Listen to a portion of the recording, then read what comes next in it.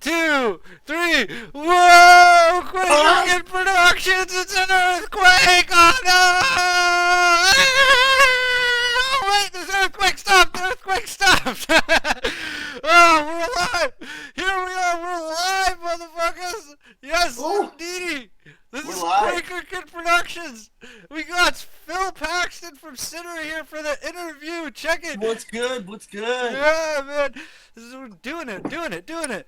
You know? Oh, look at that. Look at he's getting fly, all that shit. Yo, okay, check it.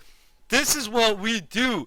Interviews, culture, music, you know what I'm saying? And Yeah. we got a lot of it going down tonight with Phill, you know? We're just a quick rundown for anybody who doesn't know what 20 Scene is. 20scene.com is the website. Yeah, look at that. It's based on a zine, 20 Scene. Phil's got one. It's a little bit kitschy, you know. It's for the bands, you know, but I mostly give them out to people who are in bands. But it's a music editorial on live music shows. At least it was. And there was like other variety bits, short stories, whatever, you know what I'm saying? But like mostly just about shows and yeah, there's Sinner right there, you know. Sinner showed up a couple times because, you know, Phill only goes to 6 shows and that's all I cover, right? You know, like he only does 6 shows and but then like, yo, okay, yeah, 20scene.com we do music like videos, we do zines, we do interviews, we do a YouTube special, 20 Scene Tube, check it out on YouTube, and that's all I'm gonna say for that for now. And we're gonna go to the spotlight, the main attraction, the Phill Paxton. Yes, Oh, sir. How you doing, Phill? I'm doing great. How are you? Oh, I'm good, man. It's a hot day out today. Did you stay nice and cool? I tried. Yeah. Yeah, AC where you are? Yeah, well, you know what? I got rained on a little bit, so it wasn't even that bad. Like, it was just like, you know?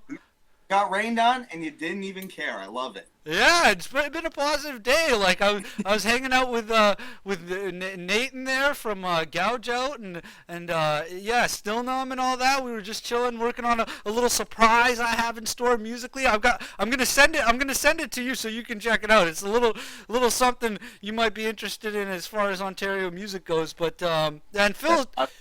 Dude, Phill is the king of Ontario music right now. Like I'm telling you, like he's holding it down big time, and you're gonna find out a lot about that. Yeah, you know, like let's start from the beginning, I guess. You know, and yeah. So I know you were in a few bands back in the early 2000s, Phill. Tell me about those early days as a vocalist coming out of St. Kitts, St. Catharines, Ontario. Sure, absolutely. So yeah, like, my first band that I ever played in was a band called The Last Plague, and it was just a bunch of me and my high school friends. My buddy Corey Dobbin, who goes by Corey Aaron nowadays, who plays in Druid now. We started it out. You know, it was pretty much a Lamb of God worship band. We really were into Lamb of God and that kind of like gritty. Like metal, it was metal, but there was still like a dabble of metalcore into it. And then that lasted for a couple of years, but then we faded out of that. And I came into a band called Despite This Flesh. With my homies, we were straight up metalcore. We really liked, Bring Me the Horizon was a huge influence at the times, Parkway Drive. And then that fizzled out. And then I got into a band called The Merchant, which is actually like, where a lot of people kind of, you know, even came out to my shows. We got a little bit more traction. It was straight up like a southern metalcore band. I mean, it was still pretty metalcore. I think I have a CD around it somewhere. Yeah, I want one of those, man. I heard about The Merchant. Yeah, I got a Merchant CD right here. Oh, right. Yeah, we weren't very good. Nah! You guys played a few venues. What are you talking about? St. Catharines, too. That's a big city, man. Yeah, I mean, we played as much as we could, and we had a good, you know what, the thing about The Merchant was, looking back on it, and even listening back onto the music, it wasn't the greatest. Like, again, I don't back that it was a good band, but, however, we were having a blast doing it. We didn't really necessarily care what people were telling us to do.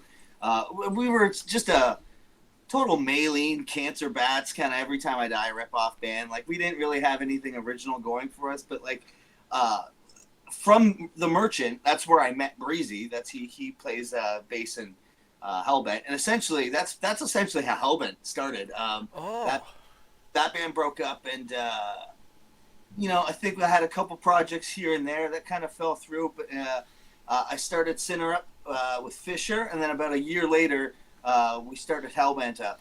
But Breezy and I had always wanted to do a project. We had a project called Shook at one point where I sang. I remember that. Yeah. That was actually, I really liked that project. That project means I still really like that project. It's hard to find those tracks, man. Like that. They're on the Bandcamp. You can find them on. Like I remember, I tried looking for them. It's like Bandcamp's search engine is just interesting sometimes. But yeah, dude, can you tell Tyler McAllister his time as the Merchant vocalist was my favorite? Like he's my favorite Merchant vocalist. Like I remember seeing pictures of him. I was like, oh, that's my dude. That's my dude right there. Yeah, and Tyler would always come on stage. He would either do a part with us. He knew a bunch of the songs, and then in fact, in one case, entirely. There was one show that I couldn't make for whatever reason. I couldn't even tell you what I was doing. It was somewhere at Oakville, and I couldn't play the show. And we told Tyler to play the show, and Tyler played the show for me. And he told everybody in Oakville that he was Phill Paxton. And if I remember correctly, he was just like, he told me that, I don't know if he actually did, but he told me that he was a huge jerk to everybody, and he was like, and I'm Phill Paxton, and he was just like a huge jerk. Like, remember the name, Phill Paxton, the jerk, and like, he was just playing out that. Yo, Tyler McAllister's a gangster, okay? He's my favorite person right now, I swear. Like, oh man, but dude, I guess, you sort of half-answered this one, but let's just jump into it anyways. The age-old question: which came first, Hellbent or Sinner? Give me the down low on how all that. Yeah, so that one's an interesting story. So there was a band called Bottom Line at the time, which the vocalist of Damage Control, Walt, played in, and Fisher played in, and I joined as a bassist. Actually, I joined just playing bass. Oh, nice. And I just picked up, like we did a couple jams, but we had the hardest time trying to get together. And eventually we just got aggravated, and some of the members were just like, I've had enough of this project. I want to do something else. But Fisher and I were like, well, we still kind of want to do music. So then Fisher and I were like, let's just start our own band. So I played in a bit of a project with a couple of the other guys that we started the band with. And lo and behold, we started Sinner. And Hellbent's got an interesting story because, like I said, Breezy and I played in Shook and Merchant together. But some of Merchant's first recordings were done with Nick, who was the drummer of Hellbent, and he's the recorder. He's the recording artist and engineer behind Schoolhouse Studios. So he did our first demos as the Merchant. I did them in his parents' basement years ago. So we actually had this hairline connection. Like, I knew Nick. And there was always this idea that Breezy wanted to just like create this band that he could create. Like, he created the the riffs and the songs, and he kind of just brought them to Nick. And he didn't necessarily expect Nick to join the band. He said just kind of like play drums on the songs. And it was always me from the get-go that he wanted me to do on vocals. But it was always supposed to be just kind of this side thing, and it kind of blew up into more of a like. It's hard to call Hellbent a side project now. I mean, we're both are firing on all engines. I mean, COVID's definitely slowed us down. Both projects, we're still spinning plates as well as we can. Sinner did this Halloween project, or the Halloween live stream. Yeah, I remember that. And Hellbent's, I think I've said it a couple times on the podcast. We're sitting on a full record. It's not going to be released anytime soon, but we're lo and behold, you'll hear it eventually. But we do have another project that we do plan on letting the listeners know that we're doing this cover. We're doing a couple cover EPs. Nice. So we're doing a couple cover EPs of like Canadian songs. there's going to be all sorts of wicked tunes on it, and you should be able to expect to hear that actually by the end of August. Like, we're in the midst of recording it. Obviously, the lockdown has put a halt on that. Like, Breezy lives in Quebec, so like he necessarily has to like he literally can't drive here right now. But there are some songs that are half recorded. They just need me to throw some vocals on them, and and we'll be good to go. So you should be able to hear it. Let's say we were calling for June. Oh, we got an issue here, people. We got Phill, we can't see you. Your camera's cut out. Oh, technical issue. Just 1 second, folks.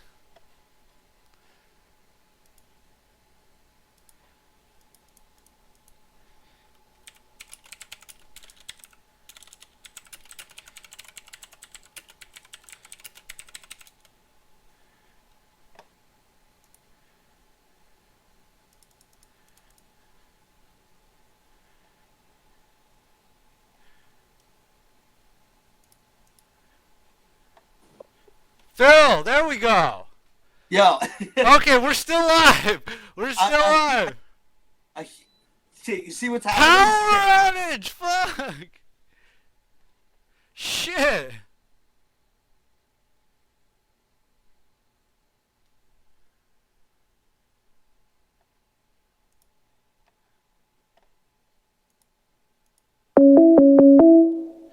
We're trying to get this fixed, people. Yo, Phill! What the fuck? Sorry, I'm currently hotspotting from my phone right now. Oh man! Yeah, a huge lightning bolt just like boom, like. That's crazy. Well, we're still going, you know. Like, I'll probably have to edit that out of the the YouTube video, but like. We don't have to edit anything. We're good to go. Yeah. Hellbent. That's how Hellbent started. Yeah, dude, that's fucking rad. Like, if you viewers out there don't know what Hellbent is like the sick hardcore band that, like, you know, it's like thrashy, you know what I'm saying? I believe it's Hamilton and Niagara sort of crossover, right? At least it was until Breezy moved to Quebec or whatever, right? Yeah.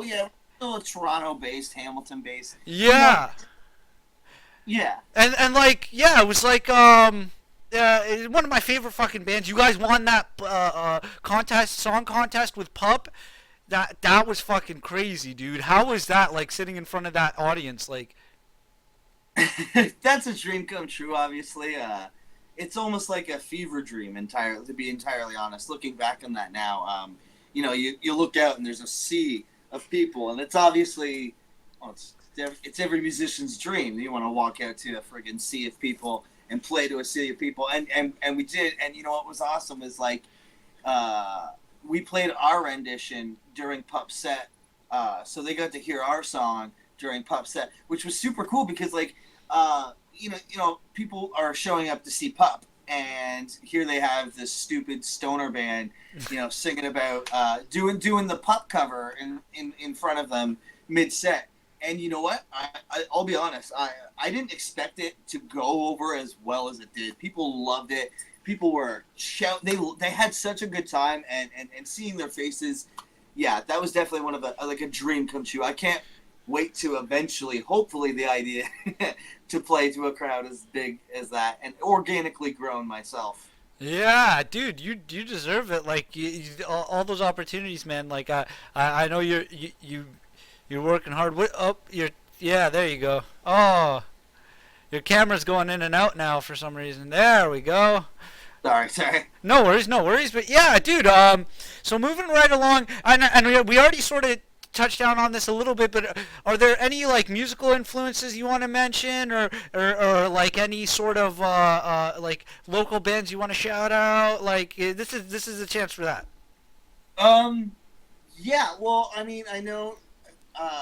Yeah. So a big influence for Sinner has always just been kind of like the thriving hardcore scene that's going on, like the Bay City kind of area with, like, you can say, like, Gulch, and Hands of God, and what's the other one in there? The Tsunami. Those bands are certainly influencing us, but obviously, like Behemoth is a huge influence on the band, and a lot of the metal.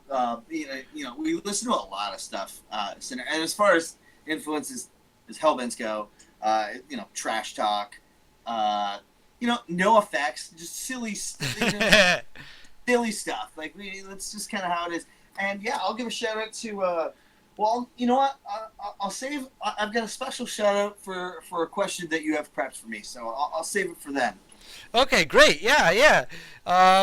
So I guess we sort of touched on this one a little bit too, but I guess anything new happening because of COVID, or anything new in the works for any of your projects, or anything you want to mention too, like, you know what I'm saying, anything you're involved in, because we're going to get into how you do Bandecdotes and all that stuff, but anything new in the works?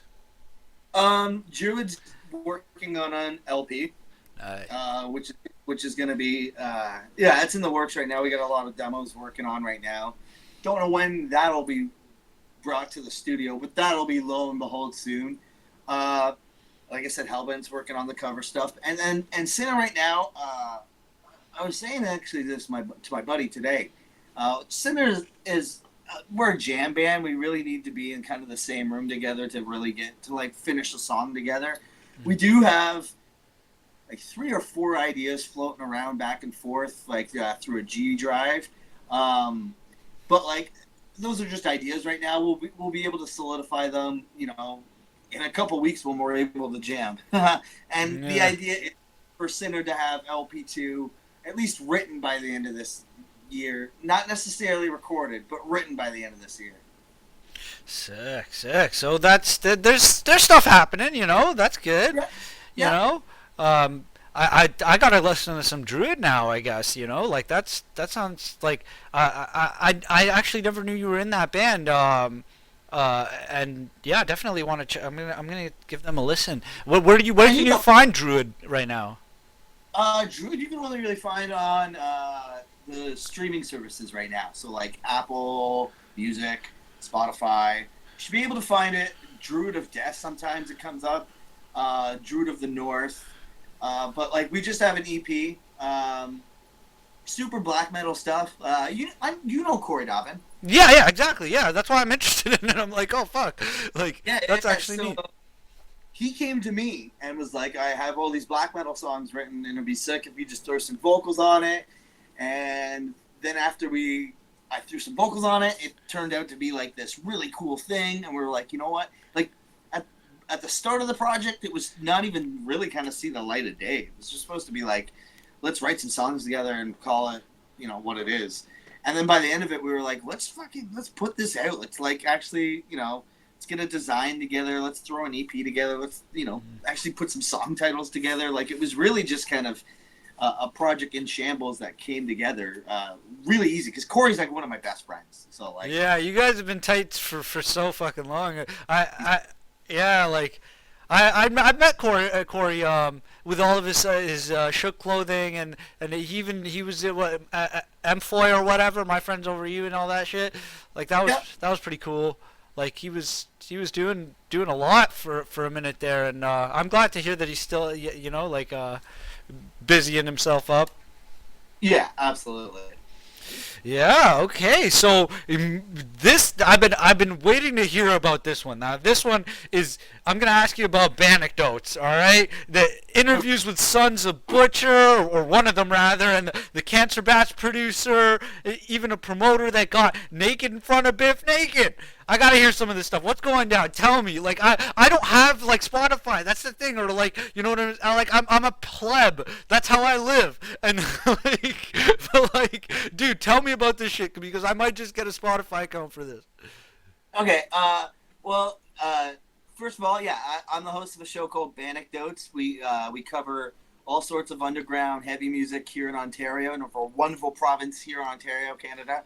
And I'm featuring all these artists that are alive and well, thriving. All the music is coming out. I put out an episode once a month that features all the new music that's been coming out of Ontario. And then I've had quite a few guests on as far.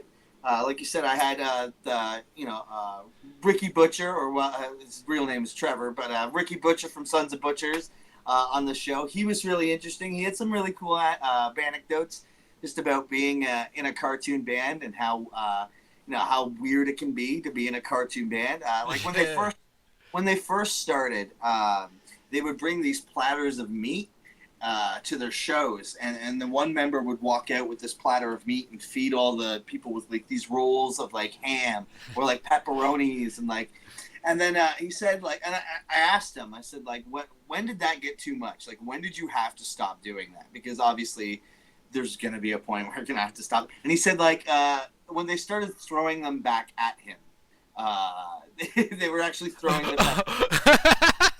And he said that was super funny. He didn't take any offense to that.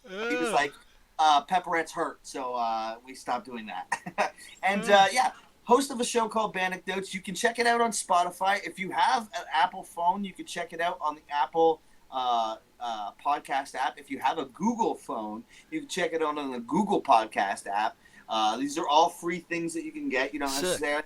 You can always get a free Spotify account, and necessarily don't have to pay for the premium.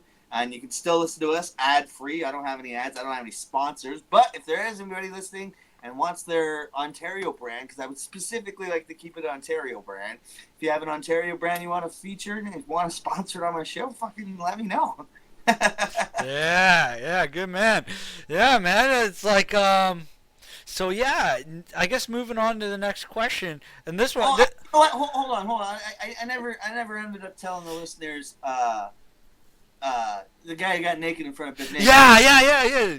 You want to hear that? So definitely.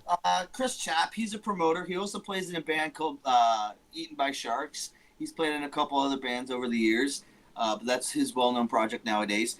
Back when he played in a band called Pimp, which was like a super Limp Bizkit kind of like super nu metal like driven band. Yeah. They actually got a bit of traction and ended up like a couple of their music videos on Much Music. What are they called again? They were called Pimp. Pimp. Oh shit, that's a sick name for a new metal band. Yeah. And they ended up playing this festival, and the headliner was Biff Naked, and without him kind of thing, they would just do these weird things throughout their act because it was new metal. Everybody was kind of doing like quirky, weird things, but it was still kind of heavy at the same time. So I think in the middle or at the end of his act, for whatever reason, he just ran out on stage completely naked. And I'm pretty sure they were saying like they were filming. Obviously, they had to like not film that part. And then I say at the end of that interview, I said, so you got naked in front of Biff Naked? And he's like, well, I guess I did. Yeah, I totally got. So I mean, it wasn't directly in front of her, but like. Whether she was watching the performance or not, he got naked around necessarily, That makes sense. He should get like an Xbox achievement for that shit. Like, naked in front of Biff Naked. That's good. Yeah, man. So yeah, like this question, I've been sort of like stoked on because like I love Sinner, right? But like I wanted to really delve into the imagery and stuff, like the sort of like, and like I love the sound, that death metal, like dark black metal sort of,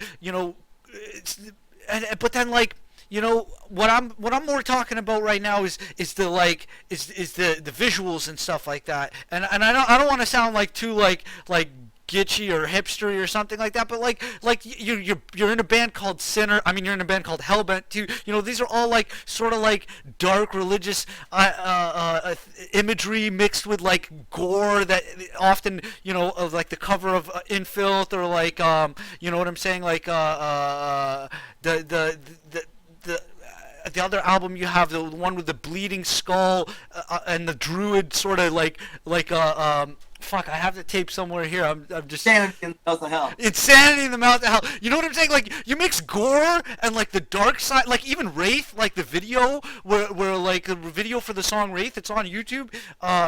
Yeah, like you can see like the crucifixion and like the nails in the hands and like blood and just like what is the sort of like delve into that? Please explain to me like what that means to Sinner as a whole and shit. Well, I mean,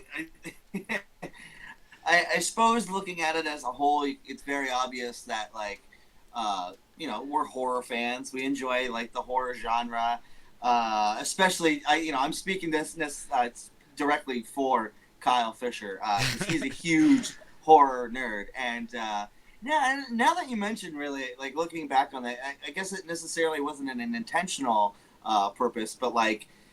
I guess it's just sort of a creative outlet to do some of the coolest stuff that like looking at, like we would show each other, here's an image for like say a T-shirt or for an album cover, and yeah, there would obviously be some dark imagery. And at the end of the day, we'd be like, yeah, that's badass, that's super cool. So I can't necessarily say that there's necessarily like a theme or like an idea driven behind it, other than the fact that we're passionate and again. Speaking for Kyle, like passionate about horror movies and gore in general, because like even if you check out one of the first music videos we ever did, was for Charlatan. Yeah, I remember that one. And it's a short horror movie. Yeah, just a serial murder style. Yeah. And that's we just kind of it's just something we love and we can actually just kind of pour creative outlet into.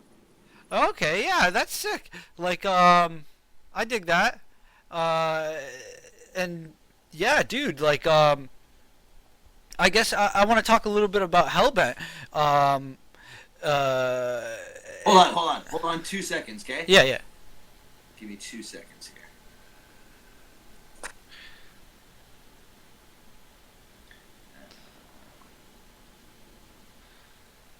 Perfect. Okay. Mm-hmm. We're switching off the personal hotspot. We don't have no power anymore. I don't have to use my data. We're good. Great. Thanks for that, dude. But yeah, like on Pups, Penguins, and Sockeye Salmon Sandwiches, one of my favorite releases by Hellbent, there's a recording of some ominous clicking, which I assume is a penguin. Now, is that safe to say that you freed a penguin from the marine land in exchange for recording some of these super hot penguin vocals there, bud? Yeah, it's safe to say that. Yes! Awesome! That's it, because I heard that, I was like, no, these guys probably went and found the penguin. Like,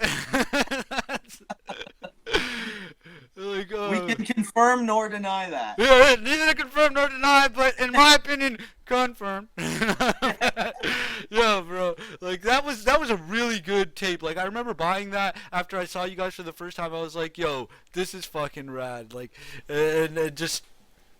So stoked on that, and so okay, we're gonna chat a little bit, and this one's for the 20 scene tube, okay? You know what I'm saying?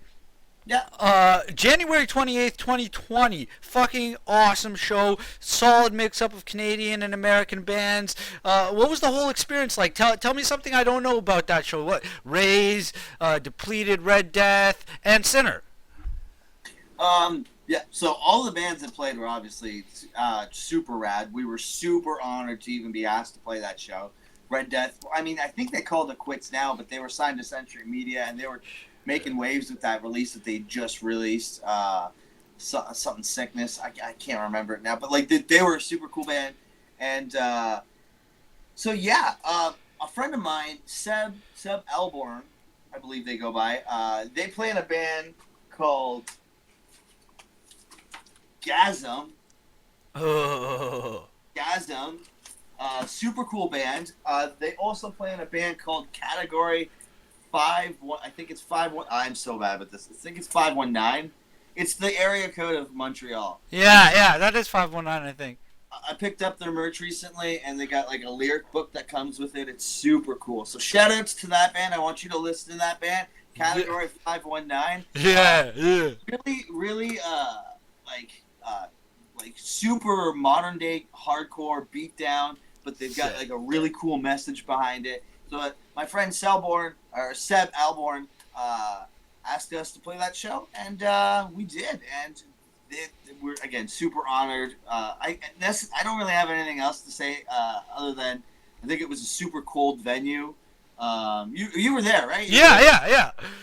by the time that people had actually came in and flooded the venue, it actually got warm. But when we first loaded in, it was freezing. Freezing, and yeah, we were doing. I guess in that case, this was pre-COVID, so like everybody's just huddled shoulder to shoulder, and that's how we kept it warm.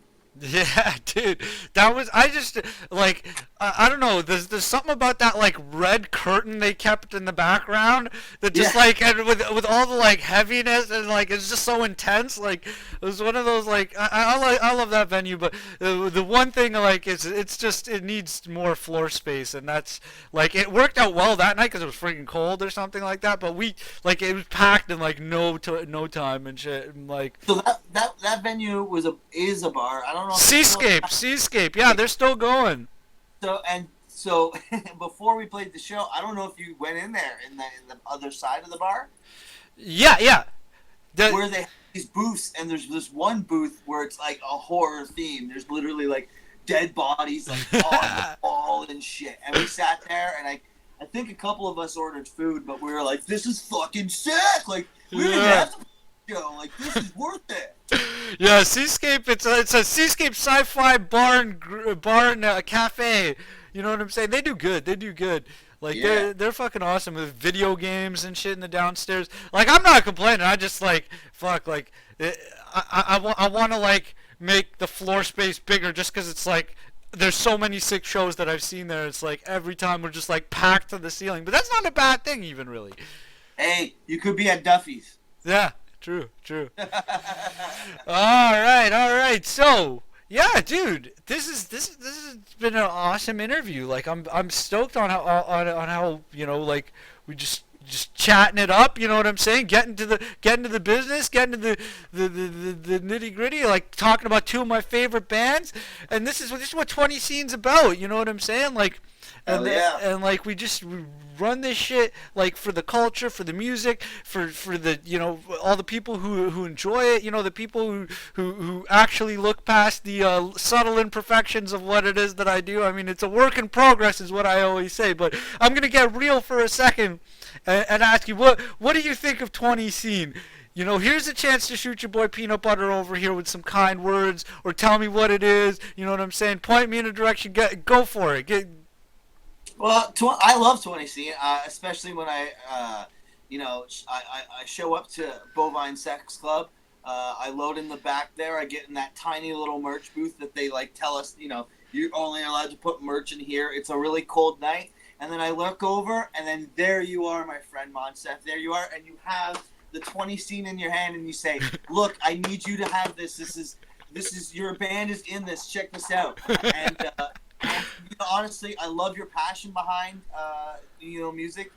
It's the kind of reason, like, I start Bandecdotes. Like, I can certainly relate the passion behind local music because not only is it super good, I don't think that it's heard outside much of our province, and I think it needs to be, and that's why people like Bandecdotes and 20 Scene need to exist to help bands like that exist because it's just how it is. And you know what?